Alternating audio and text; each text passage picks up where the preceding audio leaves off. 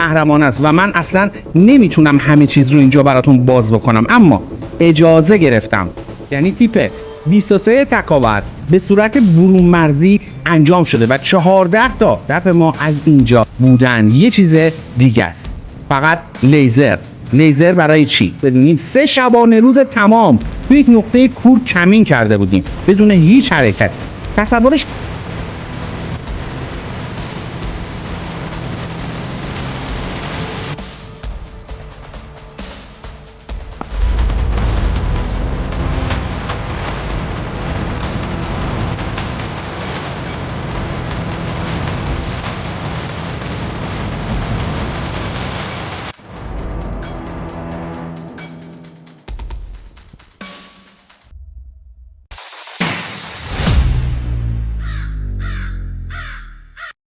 اتفاقهای جدیدی افتاده، خبرهای خیلی مهمی هر لحظه میرسه، اما یکی از اونا توجه منو خیلی جلب کرد.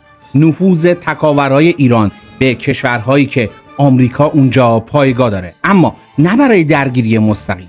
اینجاست که یک سوال خیلی مهم پیش میاد. اگر اونجا هستن و نمیخوان درگیر بشن، پس برای چی رفتن اونجا؟ و همینجاست که به نقطه عطف ماجرا میرسیم. حالا به این فکر کردین که چرا موشک‌ها یا پهپادهای انتحاری ایران اینقدر دقیق میخورن به هدف؟ دلیلش چیه واقعا؟ آیا فکر کردید نقطه زنی این موشک‌ها و پهپادها همش از طریق عکسای ماهواره‌ایه؟ نه، اشتباه میکنید. فقط این نیستش. توی بعضی از ویدیوها نگاه میکنید، برخوردار رو میبینید و میبینید که یه پهپاد میاد دقیقاً میخوره به یک خونه به خصوص توی 1000 تا خونه که توی یک شهر قرار دارن. و توی یه فیلم دیگه نگاه میکنید که یک پهپاد میاد مستقیم وارد اتاق یک هتل میشه، اونم یک برج به اون بزرگی، و بله اونجا خود هدفه. اینجاست که تکاورهای زبده وارد عمل میشن برای نشانه گذاری هدف، اما توی خفا. نشانه گذاری برای چی؟ برای اینکه پهپاد بیاد و دقیقاً بخوره به همون جایی که لیزر داره نشون میده و تمام معادلات دشمن رو به هم میریزه. اما یه نکته خیلی مهم، این اطلاعاتی که الان دارم بهتون میدم جزئیاتش کاملا محرمانه است و من اصلا نمیتونم همه چیز رو اینجا براتون باز بکنم، اما اجازه گرفتم به صورت کلی در موردش صحبت بکنم تا شما هم واقعا بدونید که واقعا تکاورهای ارتش چه زحمات و حماسه هایی رو دارن میآفرینن.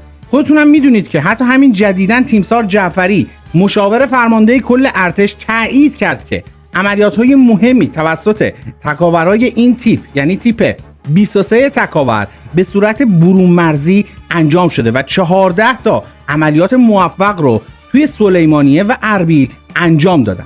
کلی تلفات گرفتن از دشمن و خیلی‌ها رو هم اسیر کردن. بکر که هیچ کس نمیداند، تکاوران تیپ 23 نهد ما 14 عملیات زمینی در سرزمین عراق، سلیمانیه و اربیل علیه مواضع ضد انقلاب انجام دادن. با موفقیت رفتن اونجا، نفرات رو نابود کردن، اسیر کردن و کارشون رو سالم انجام دادن، بدون تلفات برگشتن اومدن. پس با اینکه روی این قضیه تاکید شده از جزئیاتش چیزی نگم، اما همین کلیاتش هم به قدری جذاب و تکان دهنده است که اجازه گفتنش رو گرفتم تا پشت پرده این دقت‌های مرگبار رو بهتر درک بکنیم.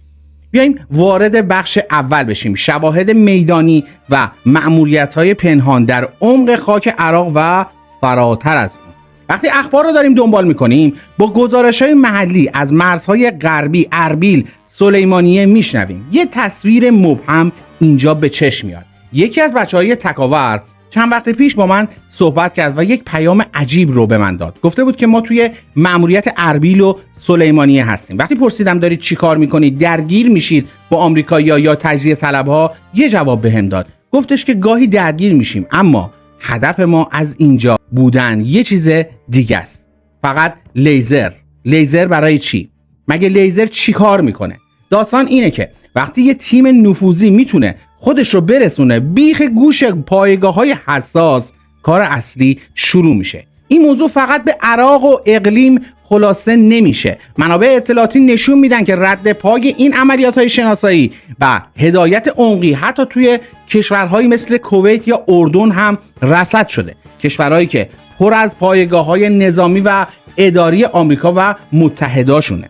تکاورای ما میرن اونجا و نه برای تیراندازی و جنگ تن به تن، بلکه برای اینکه چشم و گوش پرنده‌های بدون سرنشین و موشک‌های دوربرد باشن.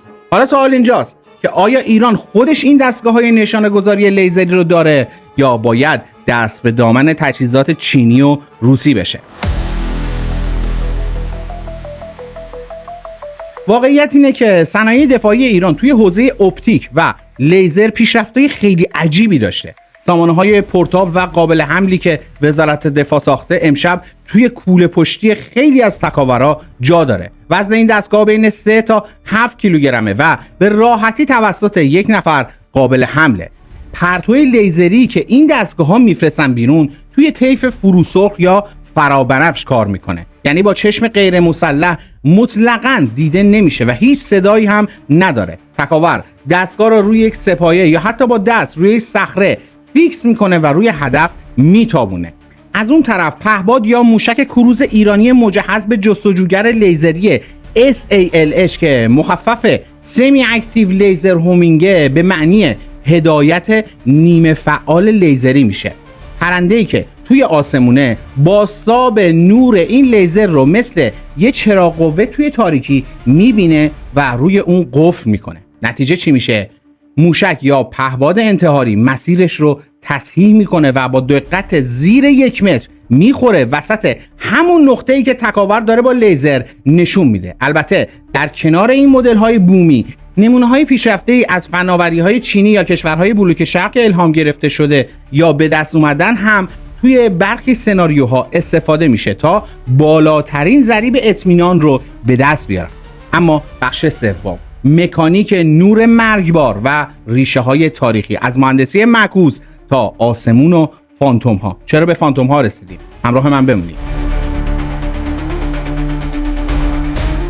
برای اینکه بفهمیم که این کار چطور اینقدر دقیق انجام میشه، باید یه نگاه تخصصی تر به ابزار کار این بچه ها بندازیم. دستگاه های نشانه گذاری لیزری قابل حمل یا همون LTD ها از چند بخش کلیدی تشکیل شدند. لیزر گسیل کننده با موج مشخص توی محدوده فروسرخ، سیستم اپتیکی و دوربین های دید در شب یا حرارتی پیشرفته و واحد پردازش تصویر. تکاور دستگاه رو که بین وزنش 3 تا 7 کیلوگرمه روی سپایه یا دست روی صخره فیکس میکنه. پرتوی لیزری که از این دستگاه میفرسته بیرون برای چشم انسان و حتی دوربینای معمولی کاملا نامرئی و بی صداست و به صورت پالس های رمزگذاری شده به هدف میتابه. از اون طرف پهباد انتحاری یا موشک کروز مجهز به جستجوگر لیزری نیمه فعال SALH.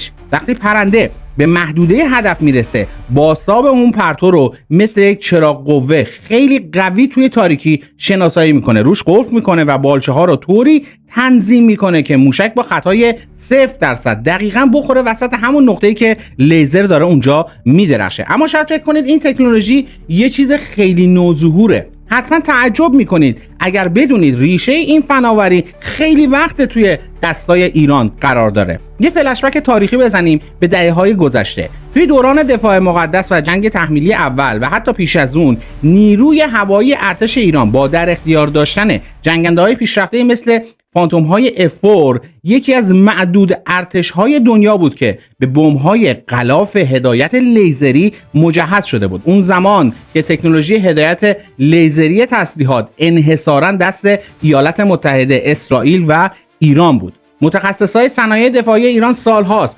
با این فناوری کاملا آشنا شدن. منطق کار این بود: وقتی نمونه های بزرگ و نصب شده روی جنگنده ها وجود داشت، متخصصان بومی تونستند با مهندسی معکوس دقیق این سامانها را کوچکتر، سبکتر و قابل حمل بکنن تا به جای زیر بال جنگنده توی کوله پشتی تکاور جای بگیره. تلفیق دانش ریشه‌دار با فناوری‌های اپتیکی روز دنیا امروز به ساخت سامانه‌های بومی پیشرفته منجر شده که کارایی عملیات رو توی هر شرایطی تضمین میکنه. اما بخش بعدی، هنر صبر و استقامت، 72 ساعت کمین مطلق بدون حتی یک حرکت.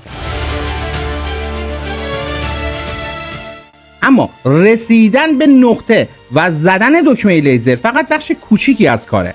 سختی اصلی اون چیزیه که قبلش اتفاق میافته. یکی از همین بچه‌ها تعریف میکرد و میگفت برای اینکه بتونیم یه هدف رو دقیق نشانه گذاری بکنیم و مختصات رو بدونیم 3 شبانه روز تمام توی یک نقطه کور کمین کرده بودیم بدون هیچ حرکتی.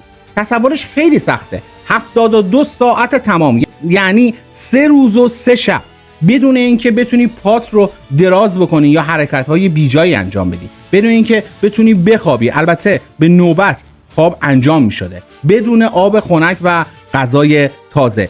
اگه یه پشه بشینه روی صورتت حق نداری با دست پرتش بکنی.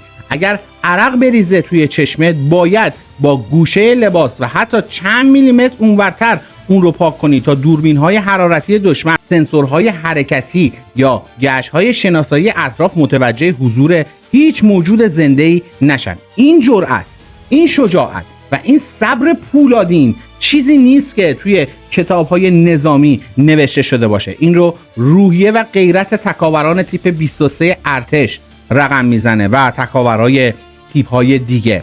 آموزش این نیروها توی پادگان‌ها و مراکز آموزشی ارتش یکی از سخت‌ترین و خشن‌ترین دوره‌های نظامی توی سطح جهانه. تکاورا باید یاد بگیرن چطور توی سخت‌ترین شرایط کوهستانی، سنگلاخ‌های صعب العبور با گرمای طاقت فرسای بیابون‌ها دووم بیارن. استتار مطلق، کنترل نفس، بی سر و صدا حرکت کردن و زنده موندن با حداقل امکانات. درس‌هایی که این بچه‌ها با پوست و استخونشون لمس کردن. اونها استاد بقا و پنهانکاری هستن.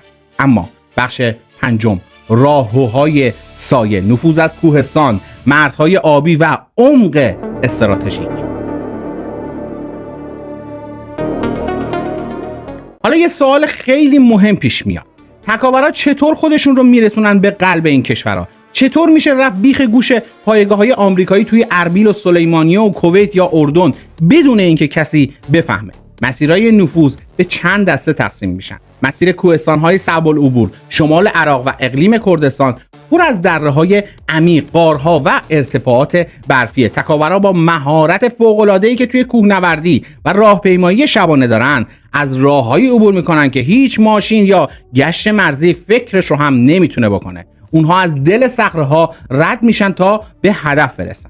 پوشش‌های هوشمند و مدارک محلی. توی خیلی از مأموریت‌ها نفوذ به صورت کلاسیک نظامی نیست. نیروها با تسلط کامل به زبان‌ها و لهجه‌های محلی مثل کردی یا عربی، با داشتن کارت‌ها و مدارک شناسایی معتبر، به شکل مسافر، بازرگان یا افراد بومی از مرز رد میشن و خودشون رو به شهرها و مناطق هدف میرسونن تا تجهیزات سبک لیزری رو همراه خودشون ببرن. مسیرهای آبی و ناوبری‌های پنهان.